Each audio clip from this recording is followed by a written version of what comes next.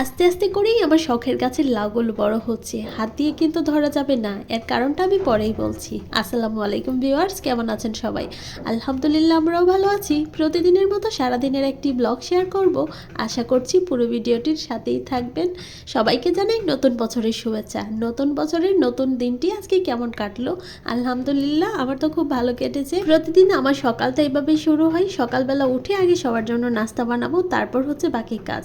যাই হোক, রাতের কাজগুলো আমি রাতেই করে রাখি, তাই সকালবেলা তেমন আর কোনো কাজ থাকে না। রোজন রুটি আছে বিদায় সকালবেলা রুটি বানানোর ঝামেলা নেই। আর রাতের বেলায় আমি সবজি কেটে রেখেছিলাম, সবজি ভাজা করে নিয়েছি, আর সাথে হচ্ছে ডিম পোস্ট করে নিচ্ছি। ওয়াসির জন্য অফ ক্যামেরায় ডিম সেদ্ধ দিয়ে নিচ্ছি, সে হচ্ছে ডিম সেদ্ধ খাবে, আর আমরা দুজনের জন্য দুইটা হচ্ছে পোস্ট করে নিয়েছি। আজকে কিন্তু খুব সুন্দর রোদ উঠেছে, 2 দিন থেকেই রোদ উঠে, ঠান্ডার পরিমাণটাও একটু কম। সকালের দিকে একটু বেশি হলেও রোদ যখন উঠে তখন ঠান্ডাটা একটু কমই হয়ে যায়।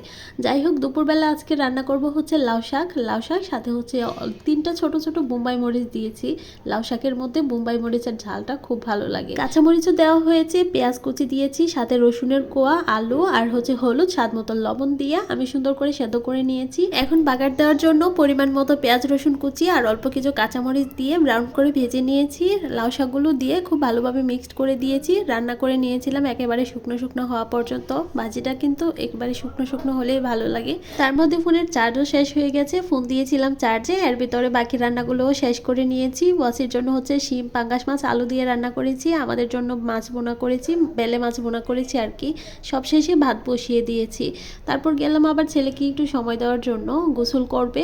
তার আগেই কিন্তু দেখেন শীতের জামা কাপড় খুলে বসে আছে। ও হচ্ছে জানলা দিয়ে যাকে দেখে তাকেই শুধু ডাকাডাকি করে আর কি, কাউকে তেমন চিনে না, তারপরও ডাকাডাকি করে। বাসায় তো একা থাকে, আর আমি যখন রান্না করছিলাম তখন শুনি আর কি। যাই হোক, বিকেলবেলা চলে গেলাম আবার গাছগুলোকে একটু দেখাশোনা করতে। গাছের যত্নই নেওয়া হচ্ছে না এই ঠান্ডার ভিতরে।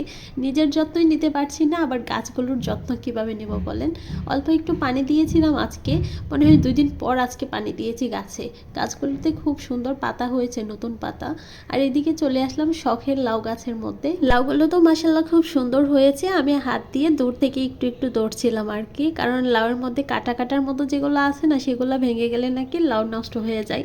তার আগের লাউগুলো কিন্তু একটাও নাই, সবগুলো নষ্ট হয়ে গেছে। ছোট অবস্থায় আমি হাত দিয়ে ধরেছিলাম, তার কিছুদিন পরেই লাউগুলো হলুদ হয়ে শুকিয়ে গেছে। আর বাকি লাউগুলো কিন্তু মাশাআল্লাহ অল্প একটু বড় হয়েছে, তেমন বড় হয়নি, জানি না কতটুকু বড় হবে। বিকেলবেলায় অল্প একটু বেসন ছিল ফ্রিজে, সেটা বের করে নিয়েছি।